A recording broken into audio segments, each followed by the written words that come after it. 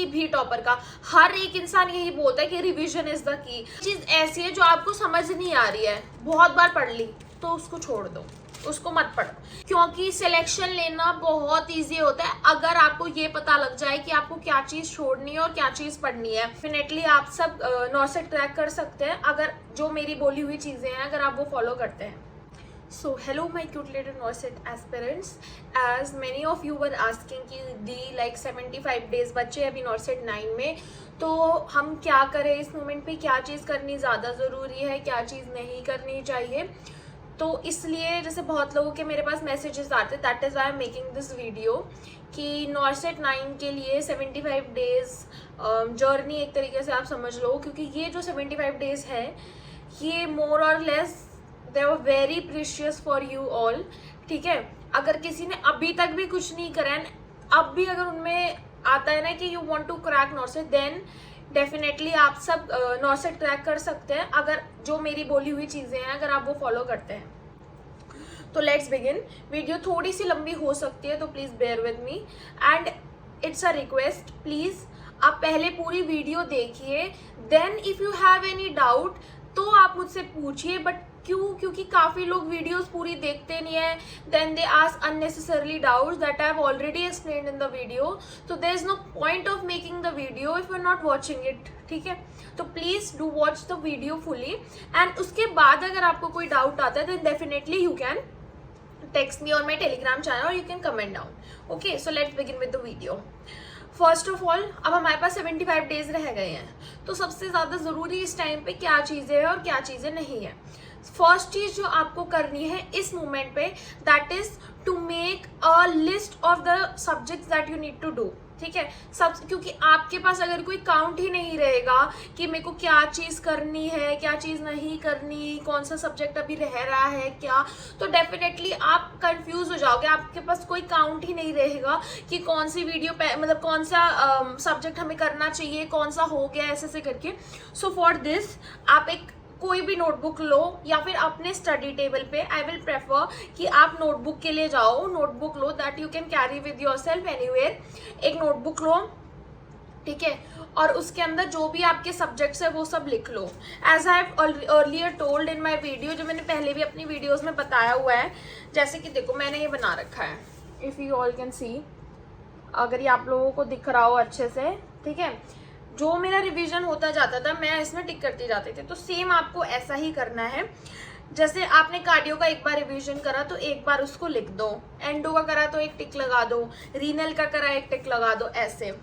अब सेकंड चीज जो आपको इसके अंदर करनी है दैट इज अपने मन को एकदम सेटल करना है कि this next 75 days are very precious for me and I will not waste a single minute. You need to take this pledge कि भाई मैं ये जो अगले नेक्स्ट 75 दिन है इनके अंदर मैंने जी जान लगा देना है अपना। ना मैंने फालतू की चीज़ों से बिल्कुल, डिस्ट्रैक्शन से बिल्कुल दूर रहना है। कौन क्या कर रहा है, इसने ये बुक पढ़ ली, उसने वो बुक पढ़ ली, वो वहाँ से क्वेश्चन प्रैक्टिस कर रहा है, नो। जो सोर्सेज आपके पास है it's better to rely on them.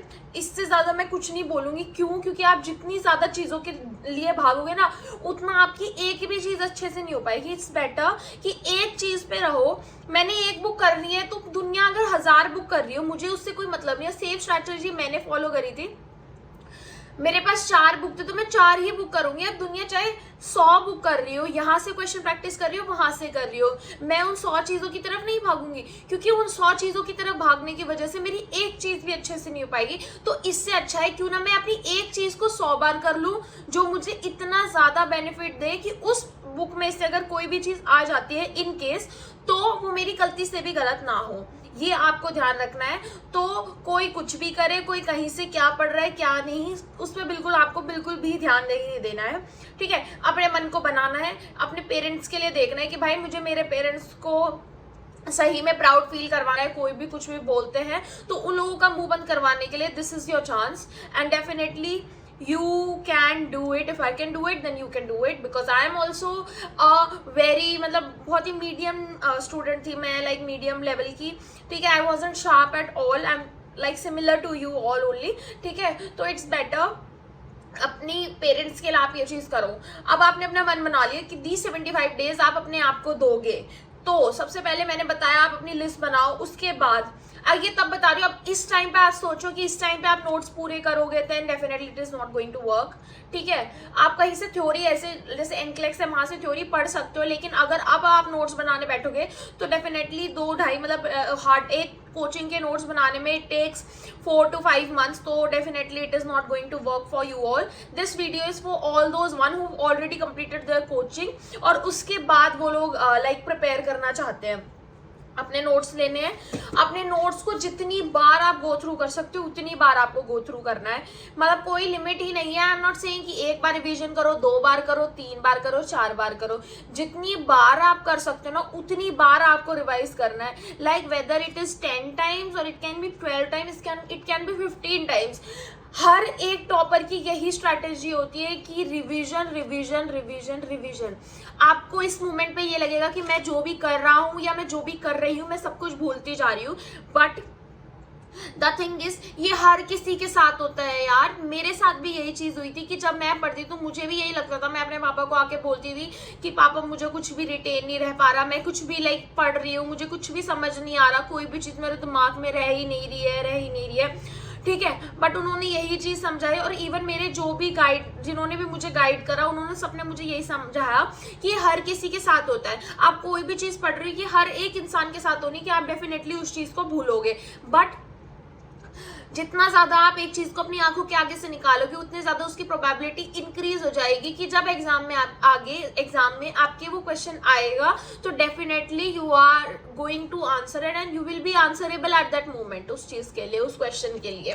तो ये बिल्कुल मैं ये डाउट सबका क्लियर करना चाहती हूँ। बहुत बच्चों का मैसेज आता है कि दी हम सब कुछ भूल जाते हैं जो भी पढ़ रहे हैं। यार मैं भी उसी फेज से निकली हूँ एंड मैं भी सब कुछ भूल जाती थी, मैं भी जो भी चीजें पढ़ती थी मैं भी सब कुछ भूल जाती थी। तो प्लीज ये ना लाइक ये बहुत ही नॉर्मल सी चीज है, तो it's better not to worry about it. And आप मतलब वो कहते हैं ना कि आप अपना कर्म करो, आप फल की चिंता मत करो। अगर आपके कर्म बहुत अच्छे हैं तो डेफिनेटली फल भी बहुत अच्छा मिलने वाला है। अगर आप अपना 101% दोगे तो भगवान भी आपके साथ होगा and definitely you are going to crack this exam और डेफिनेटली आप मुझे एक गुड न्यूज दोगे सून।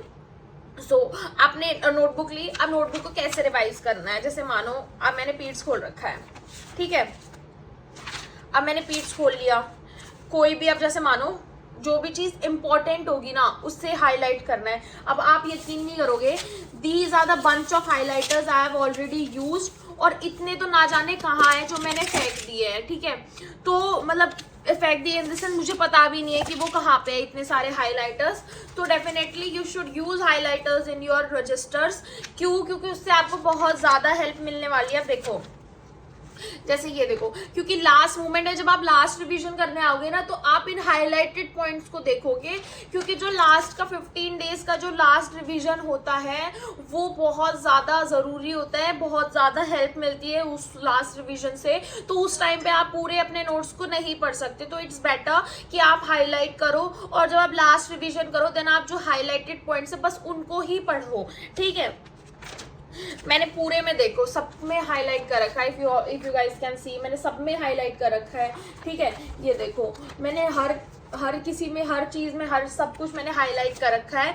तो इट्स बेटर आप लोग भी इन सब चीजों को हाईलाइट करो एंड लास्ट मोमेंट पे आप इन सब चीज़ों को अच्छे से रिवाइज कर सको। अब सेकंड चीज़ जो आती है वो ये है कि आप नोट्स तो पढ़ रहे हो पर आपको ये नहीं पता कि आपको क्या पढ़ना है और क्या नहीं। इसके लिए आपको क्वेश्चन प्रैक्टिस की ज़रूरत है। क्यों? क्योंकि जब तक आपकी क्वेश्चन प्रैक्टिस होगी आपको PYQs के बारे में पता होगा कि ये इंपॉर्टेंट टॉपिक्स है, इनसे एग्जाम में क्वेश्चन आता है, तो definitely you will be able to do it. ठीक है, अब जैसे मुझे पता ही नहीं है कि टॉपिक इम्पोर्टेंट है या नहीं है तो मैं उसको पढ़ूंगी, और जब मुझे पता है कि वो इम्पोर्टेंट है ही नहीं तो वो उसको पढ़ने का कोई फायदा ही नहीं है। तो इससे अच्छा ये है कि आपको एक काउंट होना चाहिए और इतना आप सेंसिबल होने चाहिए कि क्या चीज़ आपको पढ़नी है, कौन सा टॉपिक आपको छोड़ना है। क्योंकि सिलेक्शन लेना बहुत ईजी होता है अगर आपको ये पता लग जाए कि आपको क्या चीज़ छोड़नी है और क्या चीज़ पढ़नी है। ठीक है, क्योंकि हर एक टॉपर हमारे बीच में से निकलता है, और वो टॉपर इसलिए बनता है क्योंकि उसे पता है कि उसे क्या चीज़ छोड़नी है, क्या चीज़ पढ़नी है। अब सेकेंडली, मेजर सब्जेक्ट्स पे ज़्यादा फोकस करना है आपको, ठीक है। माइनर सब्जेक्ट्स पे फोकस करो, मैं ऐसे नहीं कह रही, बट जो ज़्यादा स्कोरिंग है वो आपके मेजर सब्जेक्ट्स हैं, ठीक है।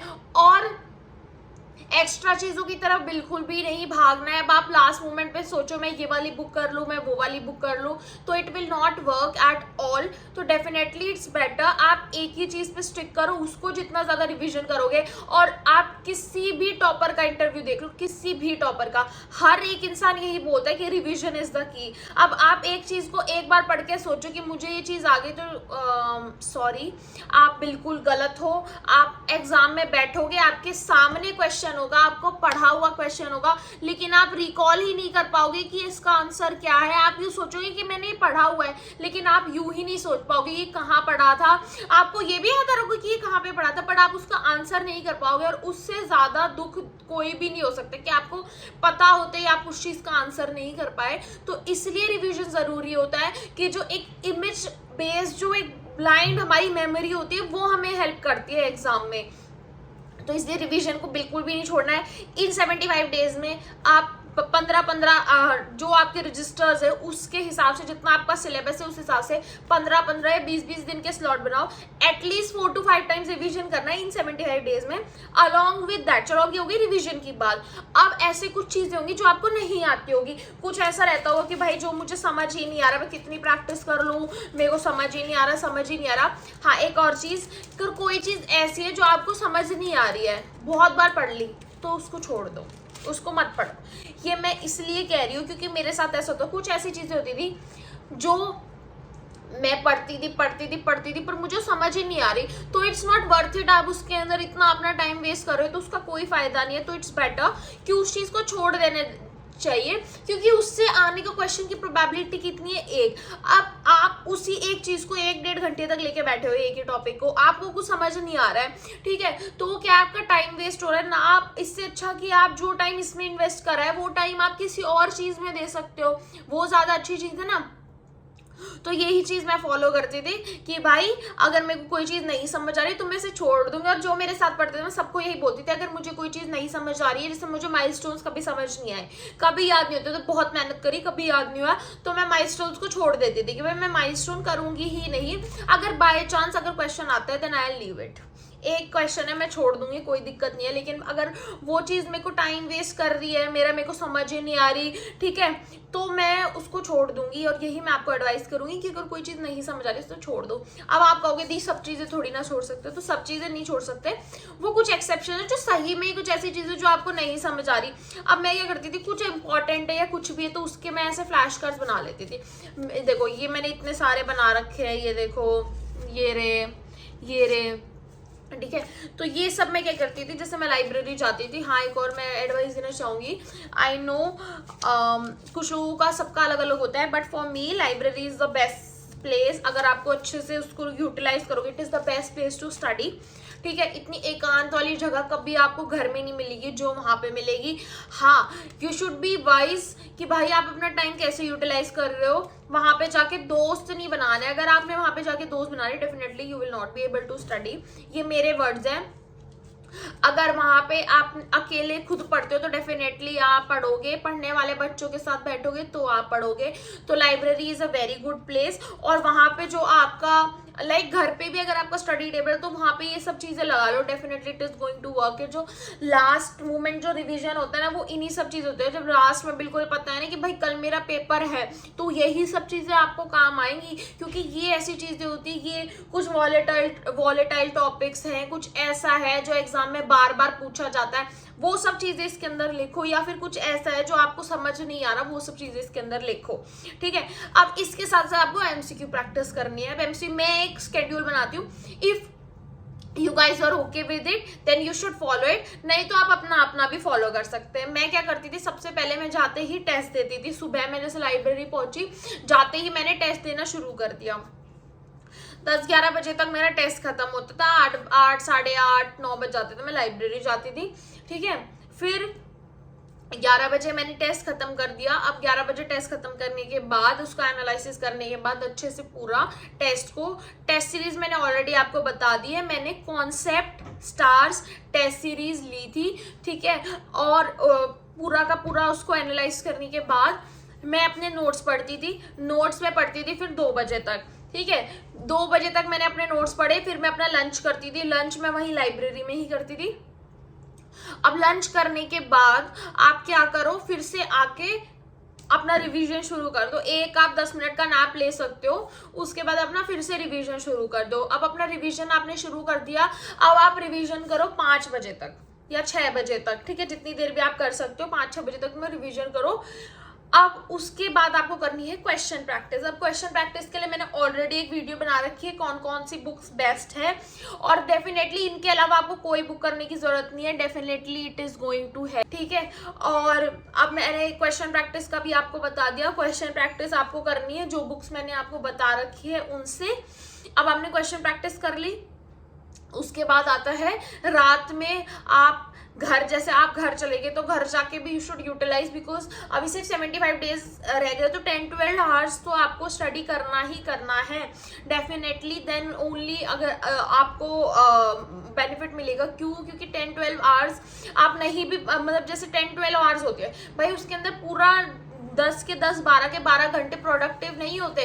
कुछ टाइम ऐसे होते जिस टाइम आप सोच पढ़ रहे हो लेकिन आपका दिमाग नहीं है वहां पे, तो that is you should give yourself 10-12 hours and पूरा अपने आप से सच्चाई से पढ़ाई करनी है। अपने जो जो टॉपिक्स आपको लग रहा है कि इंपॉर्टेंट नहीं है उनको छोड़ दो, उनको मत पढ़ो, ठीक है। मैंने जो जो चीजें बताई है वो मैं बता देती हूँ दोबारा से। टेस्ट सीरीज दो, टेस्ट तो अब ये सोचो कि मैं अभी टेस्ट सीरीज ना दे के बाद में दूं तो तब कोई वर्थ इट नहीं होगा। अभी साथ के साथ आपको हर एक चीज को लेके चलना है, तो अभी टेस्ट सीरीज दो। टेस्ट सीरीज के साथ साथ अपने नोट्स रिवीजन करने, जितनी ज्यादा बार आप कर सकते हो। फिर उसके बाद कोई भी चीज ऐसी है जो आपको लग रहा है कि इंपॉर्टेंट है और आपको नहीं याद हो रही या फिर बहुत ज्यादा इंपॉर्टेंट है, वो आप अपने वहाँ पे स्टडी बोर्ड पे लगा सकते हो। उसके बाद आप क्या नाम है, जितनी बार रिवीजन करो उतना ज़्यादा कम है। क्वेश्चन प्रैक्टिस करो जितनी बार हो सकती है, क्वेश्चन जो करे हैं उनकी प्रैक्टिस करो, उनको रिवाइज करो बार बार जितनी बार आपसे हो सकता है।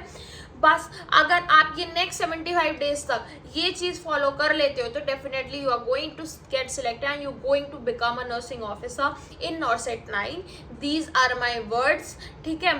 तो definitely please follow this, it is going to work for you all. बस मुझे यही बोलना था। आई नो वीडियो थोड़ी लंबी हो गई है, but it's my request to you guys, please first आप पहले वीडियो को वॉच करें, then if you have any doubt तो आप कमेंट सेक्शन में पूछे। It's very irritating when you have already told each and everything in the video very बहुत अच्छे से आपने बताया, then also some people are asking questions, then it feels कि भाई आप इतनी मेहनत से वीडियो बना रहे हैं, no one is literally watching it fully, तो वो कोई फायदा नहीं है फिर उस चीज का। मैं अपने किसी फायदे के लिए नहीं हूँ यहाँ पे, I am here to help you all. मैं बस ये चाहती हूँ कि जो मैं जितना किसी की हेल्प कर सकूँ उतना मैं हेल्प करूँ, that is why I am making this video.